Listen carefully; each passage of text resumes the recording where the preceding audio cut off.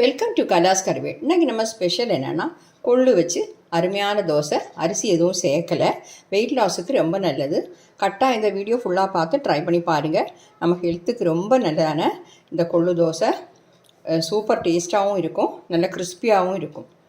Okay, அதுக்கு தகுந்தாப்பில் நான் ஒரு சட்னியும் பண்ணியிருக்கிறேன். இன்றைக்கி எங்கள் வீட்டில் பிரேக்ஃபாஸ்ட் இதுதான். பாருங்கள் எவ்வளோ கிறிஸ்பியாக இருக்குன்னு பார்த்தாலே தெரியும். பார்த்திங்களா, எடுக்கும்போதே தெரியுது. சாப்பிட்லாம். நல்ல டேஸ்ட்டாக இருக்குது. அப்போ அது எப்படி பண்ணுறதுங்கிறத பார்க்கலாம் வாங்க. அப்போ நாம் அந்த கொள்ளு தோசை பண்ணுறதுக்காக வெயிட் லாஸ் ரெசிபி தான். அதனால் நம்ம அரிசி எல்லாம் சேர்க்கலை. அரிசி சேர்த்தும் பண்ணலாம். 1 கப்பு கொள்ளு எடுத்துருக்குறேன். இப்போ உங்களுக்கு கப் இல்லை, ஏதாவது டம்ளர் அளவு, ஏது பாத்திரத்துக்கு அளவுக்கு வேணாலும் எடுத்துக்கலாம். ஆனால் எடுக்கக்கூடிய அளவு கரெக்டாக இருக்கணும், அவ்வளோ. இப்போ அதே கப்பு 1 கப்பு சாமை அரிசி எடுக்கிறேன். அரிசிக்கு பதிலாக நாம் சாமை அரிசி தான் சேர்க்குறோம். ஹெல்த்துக்கு இன்னும் கொஞ்சம் நல்லது. அதே கப்புக்கு 1/2 கப்பு உளுந்து சேர்க்குறோம். சாமை அரிசி எல்லாருக்கும் தெரியுமே, லிட்டில் மில்லட் சொல்லுவோம். பார்த்திங்களா, இந்த மாதிரி இருக்கும். அதே மாதிரி கொள்ளு நீட்டாக அது க்ளீன் பண்ணணும். அதில் கல் எதுவுமே இருக்காமல் க்ளீன் பண்ணணும். இது நல்ல குவாலிட்டியானது ரெண்டுமே. இதில் எல்லாம் தூசி எதுவுமே இல்லை. அதனால் நான் அப்படியே சேர்க்குறேன்.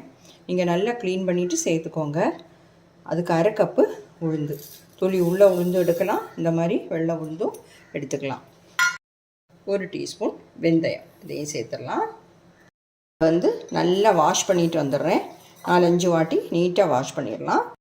பாருங்கள், நான் நல்லா வாஷ் பண்ணிட்டு வந்துட்டேன். இப்போ நிறைய தண்ணி விட்டு வச்சுருக்கிறேன். இது ஒரு 2 மணி நேரம் ஊறட்டும். அதுக்கப்புறம் நாம் எடுத்து அரைச்சிடலாம். இருக்கட்டும். இப்போ நாம் இதை ஊற வச்சு 2 மணி நேரம் ஆயிடுச்சு. நாம் அரைச்சி எடுத்துட வேண்டியதான். பார்த்திங்களா, நல்லா ஊறிடுச்சு. மிக்ஸி ஜாரில் போட்டு அரைச்சி எடுத்துடுறேன். மிக்ஸி ஜார் நல்லா சூடாகிடும். அதனால் 2 ஐஸ் க்யூப் சேர்க்குறேன். அது ஒன்றும் சேர்க்கணுன்னு கட்டாயம் கிடையாது. சும்மாவே அரைச்சிடலாம். ஆனால் கொஞ்சம் சூடு ஜாஸ்தியாகிடும் மிக்ஸியில் அரைக்கும்போது. அதனால தான் இந்த ஐஸ் க்யூப் சேர்த்தேன். அரைச்சிட்டு வந்துடுறேன். பாருங்கள், நான் அதை ஃபைனாக அரைச்சி எடுத்துட்டேன். ஒரு ட்ரிப்பாக போடுறது தான் இருந்தது. இது ஒரு பவுலில் சேர்த்துடலாம். பார்த்தீங்களா, கட்டியாக அரைச்சிருக்கிறேன். இது இந்த மாவில் நமக்கு இட்லியும் செஞ்சுக்கலாம். இட்லியும் செஞ்சுக்கலாம், தோசையும் செஞ்சுக்கலாம். இட்லிக்குன்னா மாவு கொஞ்சம் கட்டியாக எடுத்துக்கலாம், தோசைக்குன்னா கொஞ்சம் தண்ணி சேர்த்துக்கலாம். அவ்வளோதான். இது எல்லாமே இதில் சேர்த்துட்றேன். இப்போ மிக்ஸி ஜாரில் கொஞ்சம் தண்ணி விட்டு அதையும் சேர்த்துட்றேன். ஏன்னா நம்ம தோசை தான் பண்ண போகிறோம். அதனால் கொஞ்சம் தண்ணி சேர்த்தா ஒன்றும் பிரச்சனை இல்லை. இன்னும் நமக்கு தண்ணி சேர்க்க வேண்டியதாக வரும். அப்போ தான் நம்ம ஃப்ரீயாக நல்லா பரப்ப முடியும். இப்போ நல்லா மாவை மிக்ஸ் பண்ணி வச்சிடலாம்.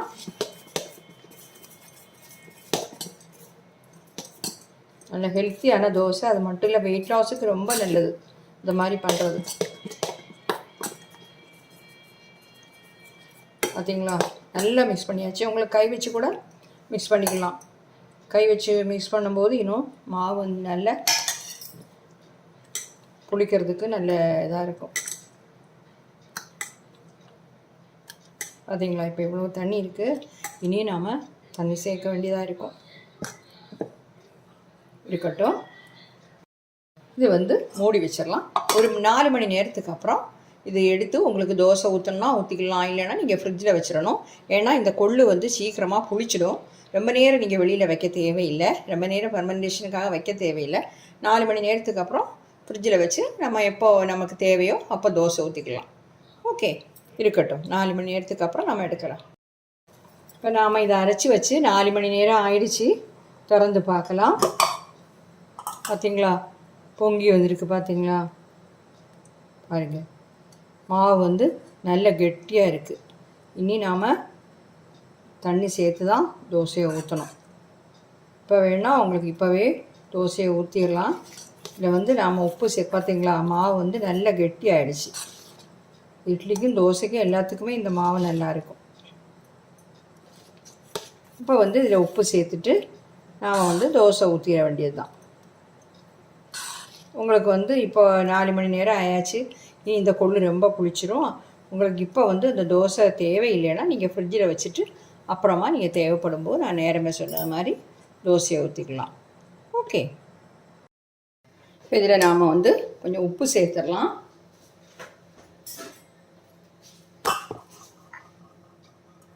கொஞ்சமாக உப்பு சேர்த்துக்கலாம். ஜாஸ்தி ஆகிட வேண்டாம். கொஞ்சம் தண்ணியும் சேர்த்து நல்லா மிக்ஸ் பண்ணிடலாம். ஏன்னா தோசைக்கு கொஞ்சம் தண்ணி சேர்க்கணும். நல்லா கிளறிடுறேன். இதில் நான் போட்ட உப்பு இப்போ கரெக்டாக இருக்குது பாருங்கள்.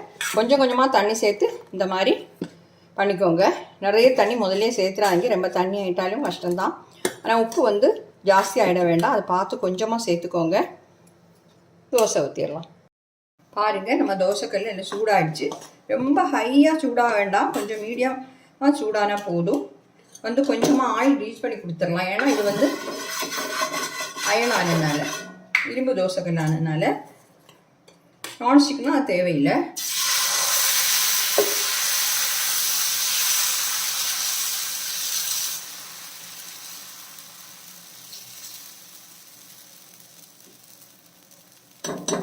வேகட்டும். இது வந்து நைஸாக விட்டால் தான் நல்ல கிறிஸ்பியாக கிடைக்கும். இதில் வந்து நாம் கொஞ்சம் நெய் இல்லைன்னா எண்ணெய் உங்களுக்கு விருப்பம் ஏதோ சேர்த்துக்கலாம். நான் வந்து ஒரு 1/2 டீஸ்பூன் தான் சேர்க்குறேன். நீங்கள் வந்து கொஞ்சம் தாராளமாக சேர்க்கலான்னு சேர்த்துக்கலாம். இந்த கிறிஸ்பியாக கிடைக்கும், ஹெல்த்துக்கும் ரொம்ப நல்லது. நான் பாருங்கள் இந்த ஒரு சின்ன ஸ்பூன் தான் சேர்த்துருக்குறேன். ஆயில் வேணால் நல்லெண்ணெய் சேர்த்துக்கலாம், அதுவும் நல்லது தான் உடம்புக்கு. வேகட்டும். நல்லா வேகும்போது பார்த்தீங்களா, உள்ளே எல்லாம் நல்லா சேர்ந்து இந்த சைடெல்லாம் இப்படி ஒசந்து வரும். ஒரு செகண்ட் கூட போட்டிருக்கலாம், நல்லா கிறிஸ்பியாக கிடைக்கும். பாருங்கள், நல்ல உள்ளே எல்லாம் சிவந்துடுச்சு. நம்ம இதை மடித்து எடுத்துடலாம். உங்களுக்கு திருப்பி போடணும், திருப்பியும் போட்டுக்கலாம், ஒன்றும் பிரச்சனை இல்லை. பாருங்கள் எவ்வளோ அழகாக கிடச்சிருக்கு. அடுத்ததை நான் இந்த மாதிரியே செய்கிறேன்.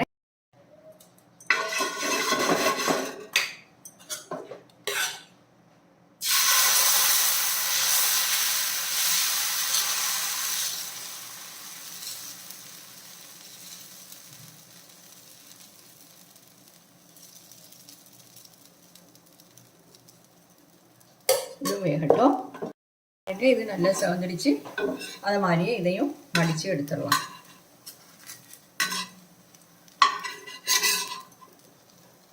பார்த்தீங்களா, அருமையான கொள்ளு தோசை ரெடி.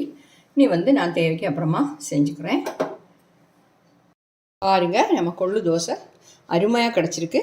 அதுக்கு தகுந்தாப்புல ஒரு சட்னியும் பண்ணியிருக்கேன், கார சட்னி பண்ணியிருக்கிறேன். கட்டாயம் நீங்கள் இந்த வீடியோ ஃபுல்லாக பார்த்துட்டு ட்ரை பண்ணி பார்க்கணும். ஓகே, அப்போ எல்லோருக்கும் என்னுடைய இந்த வீடியோ பிடிச்சிருக்குன்னு நினைக்கிறேன். பிடிச்சிருந்துன்னா தயவு பண்ணி என்னுடைய சேனல் இதுவரைக்கும் நீங்கள் சப்ஸ்கிரைப் பண்ணலைன்னா சப்ஸ்கிரைப் பண்ணுங்கள். லைக் பண்ணவும், ஷேர் பண்ணவும், கமெண்ட் பண்ணவும் மறந்துடாதீங்க. அடுத்த நல்ல ரெசிபியுமா மீண்டும் சந்திக்கலாம். Okay, thank you.